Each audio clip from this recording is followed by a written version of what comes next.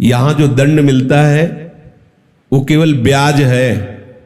मूल तो जो बड़ी जेल है ना अनंत ब्रह्मांडों की, नरक जिसे कहते हैं, वहां मिलता है।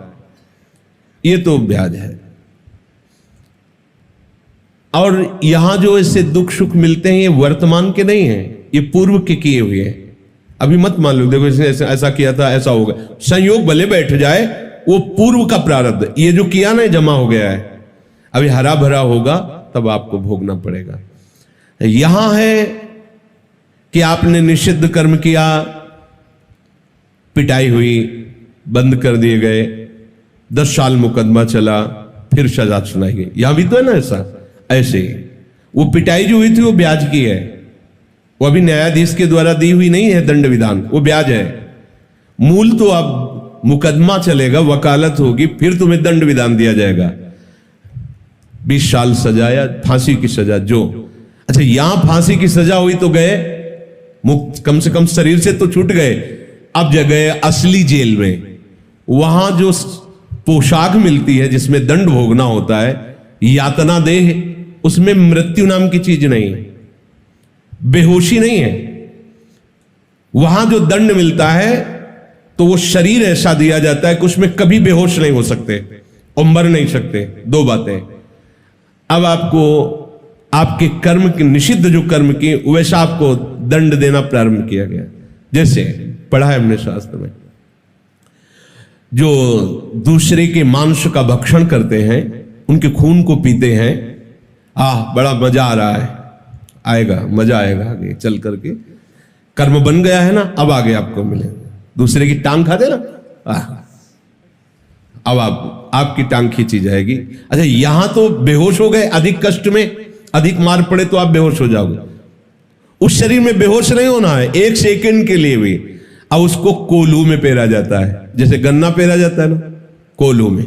ना बेहोश होना ना मरना है, भयंकर पीड़ा।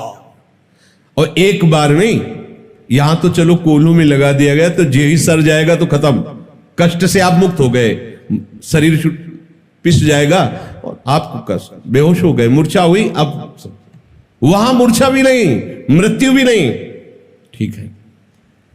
आप जैसे यहां किसी पशु को भून करके खाते हैं, ऐसे ही आपके हाथ और पैर बांध करके यम के दूत जलती हुई ज्वाला में से कितने दिन, बोले 1 कल्प, न मरना है न बेहोश होना है।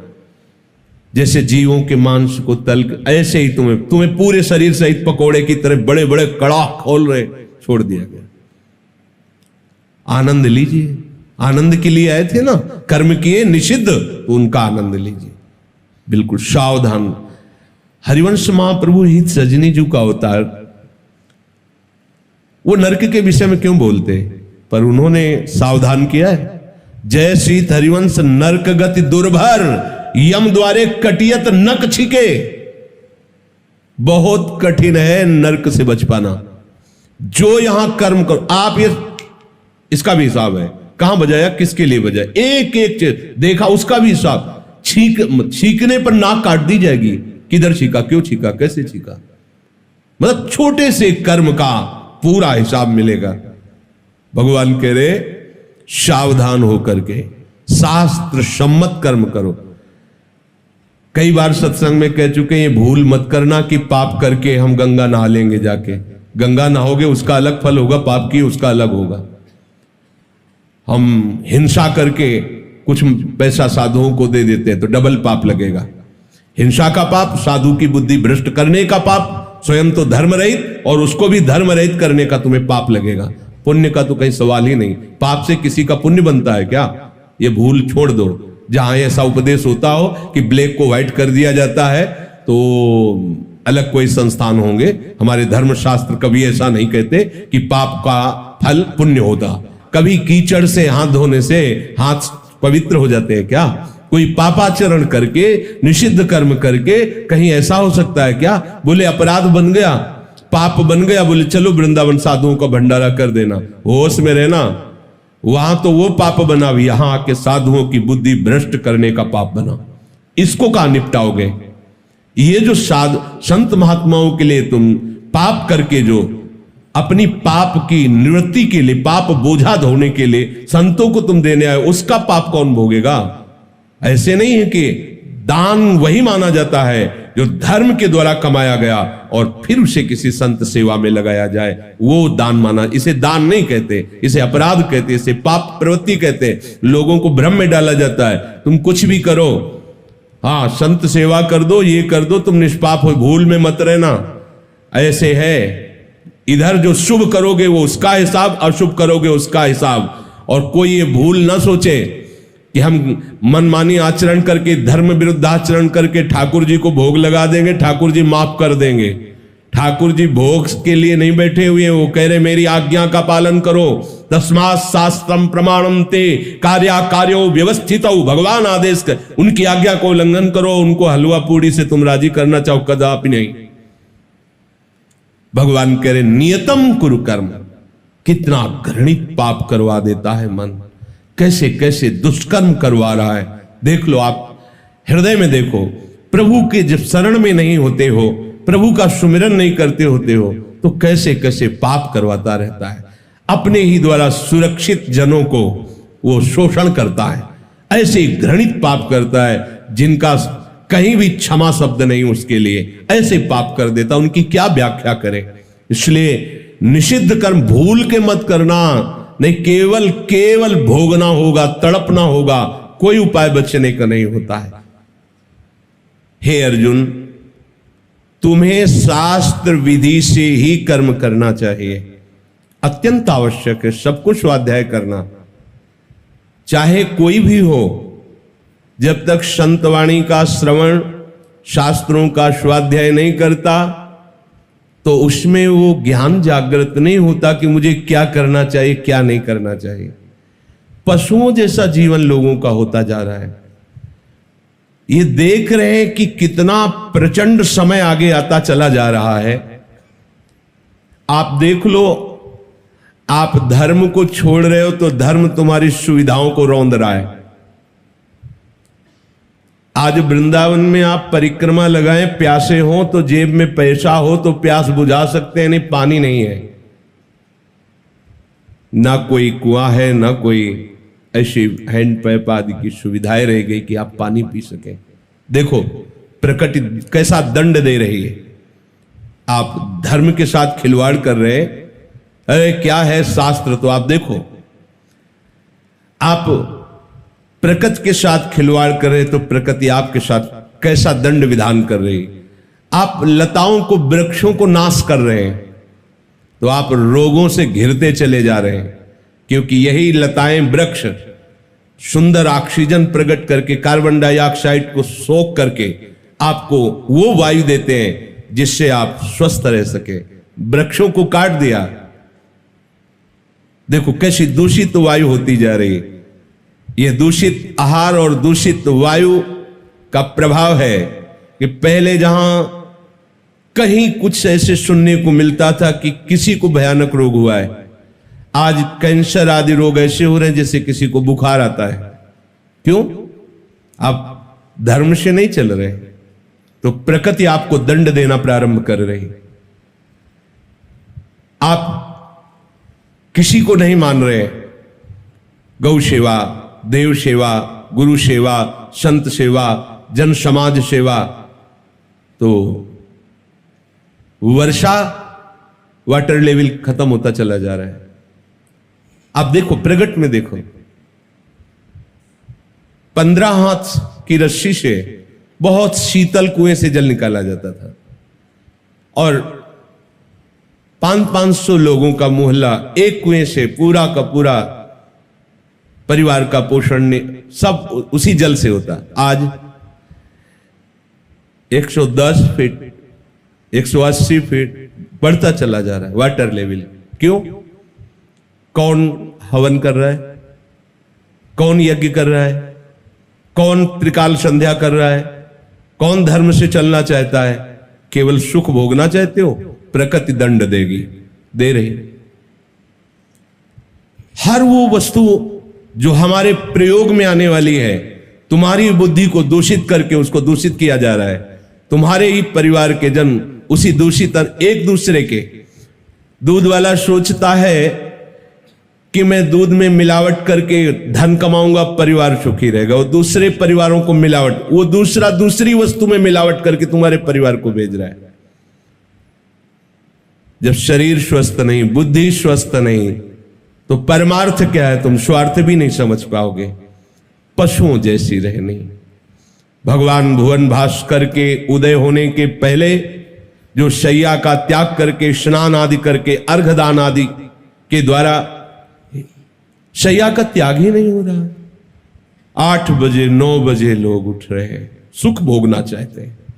उनकी आयु क्षीण हो रही, उनके सुकृत नष्ट हो रहे हैं, उनके नाना प्रकार के जो बचाव पक्ष की ज्ञान शक्ति उसका अपहरण कर रहे हैं भुवन भास्कर।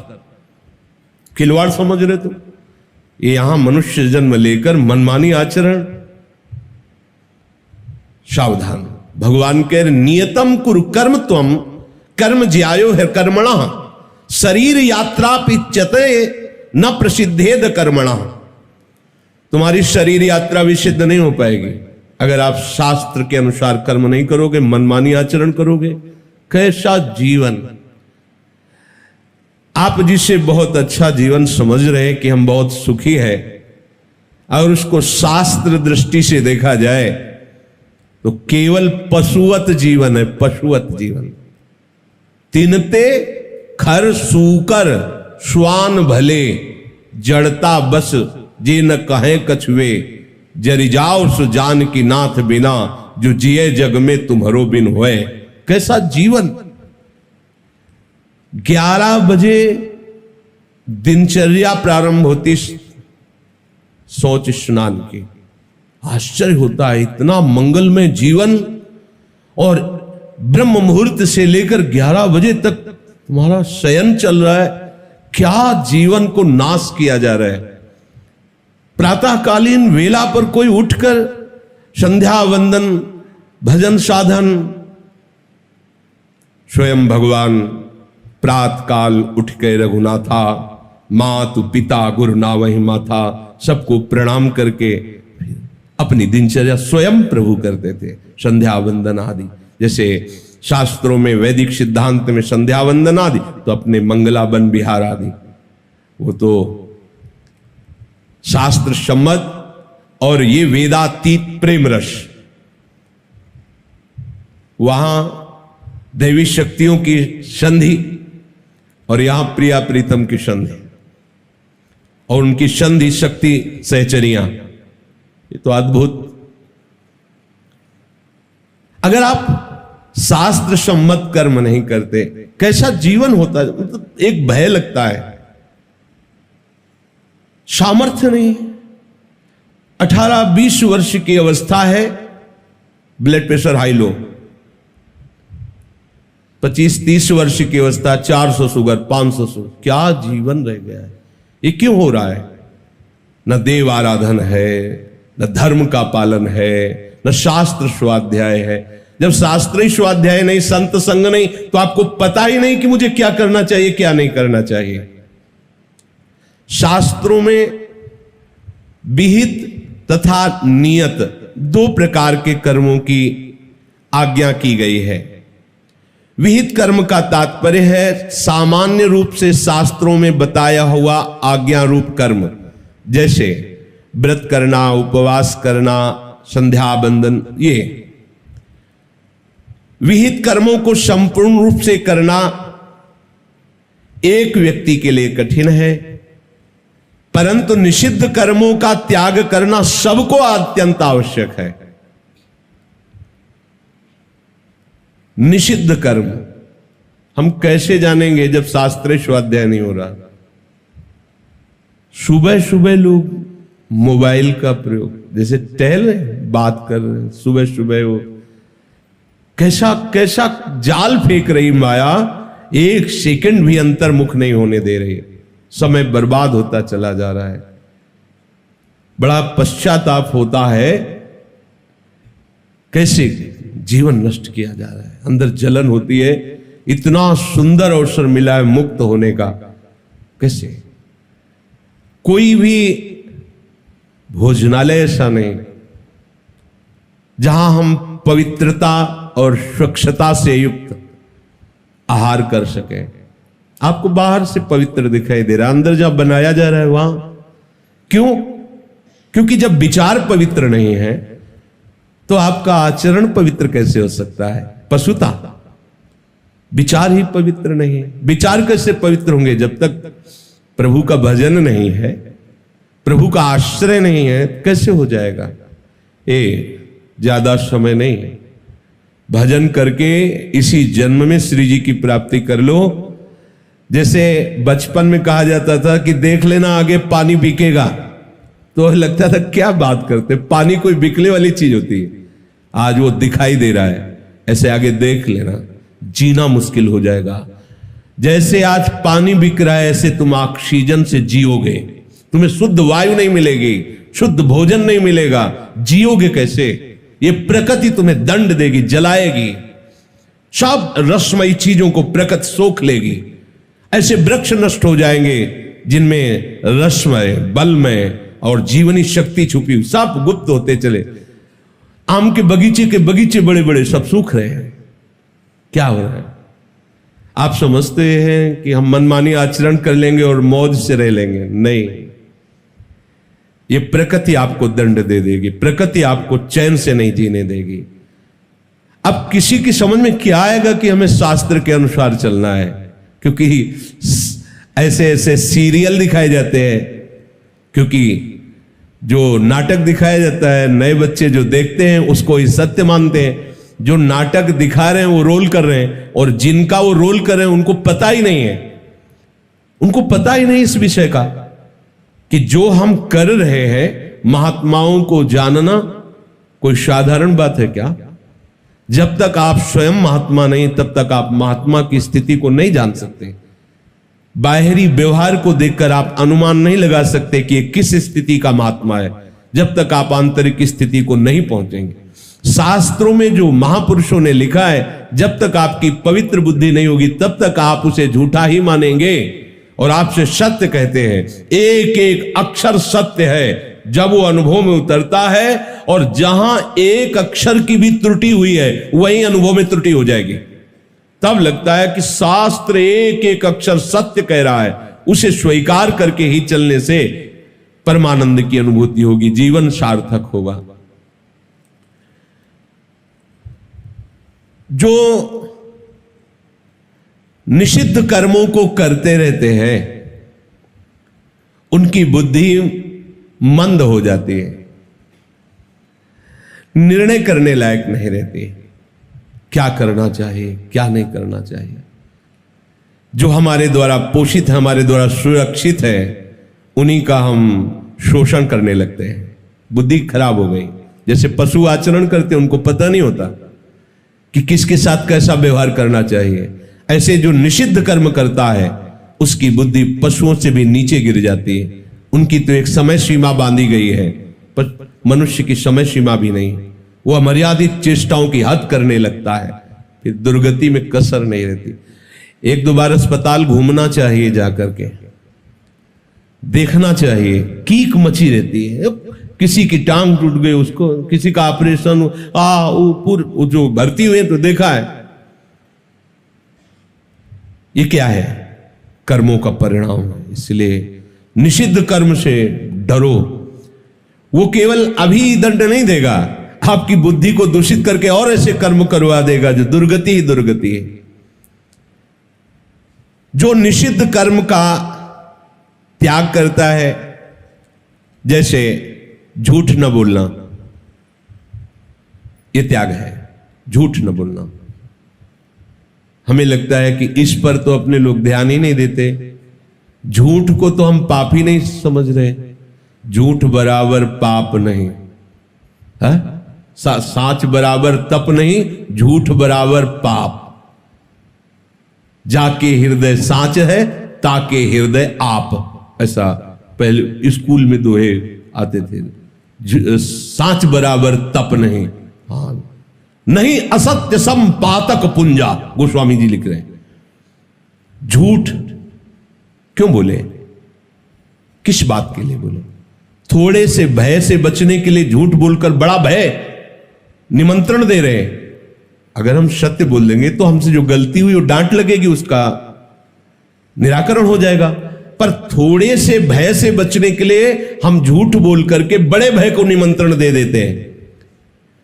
अपने लोग तो ऐसे झूठ बोल रहे हैं कि जहां भय का अवसर ही नहीं है, कोई बात ही नहीं है, फिर भी झूठ बोले जा रहे हैं। क्यों बोल रहे हो झूठ? अगर सत्संग सुनते हो, भगवत मार्ग में चलते हो, तो अब तुम्हें झूठ बोलने के लिए क्या जरूरत है? अगर कोई बात है जो नहीं बतानी है तो हम झूठ के बोले, नहीं बताएंगे आपको, नहीं बताना है, साफ बोल देते हैं ना, नहीं बताना है इसलिए नहीं बोलेंगे। डर किस बात का? हम झूठ क्यों बोले? वो राजी रहे या ना रहे, हम जिस मार्ग में चल रहे हैं उसकी रक्षा के लिए हमें आपको नहीं बताना है। झूठ बोलने की जरूरत क्या है? हमें आपसे नहीं मिलना है, झूठ बोलने की जरूरत क्या है?